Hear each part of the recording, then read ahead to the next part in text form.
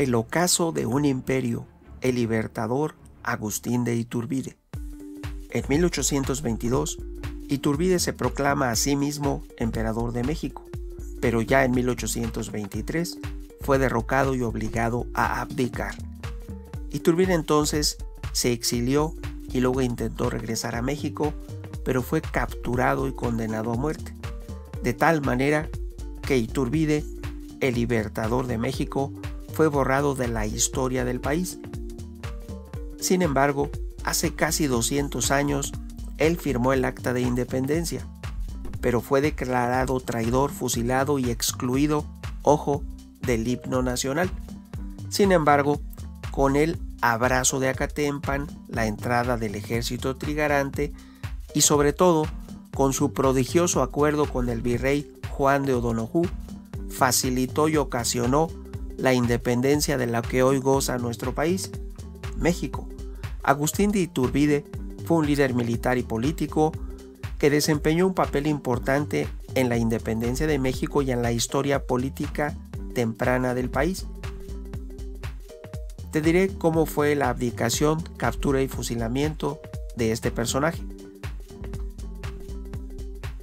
La abdicación de Agustín de Iturbide sucede posterior a cuando se autoproclama emperador de México el 18 de mayo de 1822, después de haber sido uno de los líderes del movimiento independentista mexicano. Sin embargo, su reinado como emperador fue demasiado breve y tumultuoso. Iturbide no pudo consolidar su poder y enfrentó la oposición de diversos grupos políticos. Debido a la creciente inestabilidad y presiones, tanto internas como externas, Iturbide abdicó al trono a condición y ocasionado por estas, el 19 de mayo de 1823, después de su abdicación, él se exilia a Italia.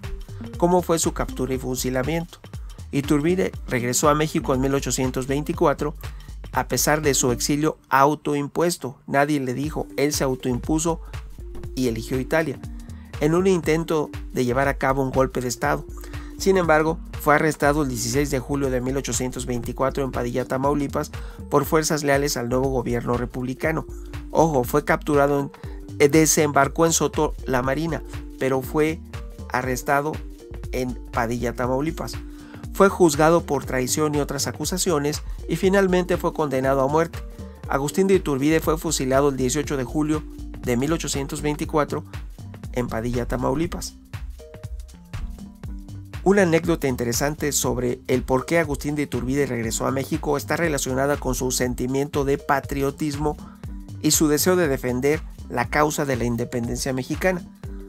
A pesar de haber sido emperador, Iturbide seguía siendo un patriota y creía en la unidad y la soberanía de México. Durante su exilio en Italia, Iturbide se enteró de los problemas políticos y de las luchas internas que enfrentaba México, y también la codicia de las grandes potencias de ese momento histórico. Eso lo motivó a regresar y a tratar de restaurar la estabilidad y la independencia del país, aunque su intento terminó en su captura y ejecución. Es importante recordar que la historia de Agustín de Iturbide es compleja, llena de matices y diferentes interpretaciones pueden arrojar diferentes luces y sombras sobre sus acciones y motivaciones. Si te preguntas cómo fue su arresto y muerte, he aquí una explicación.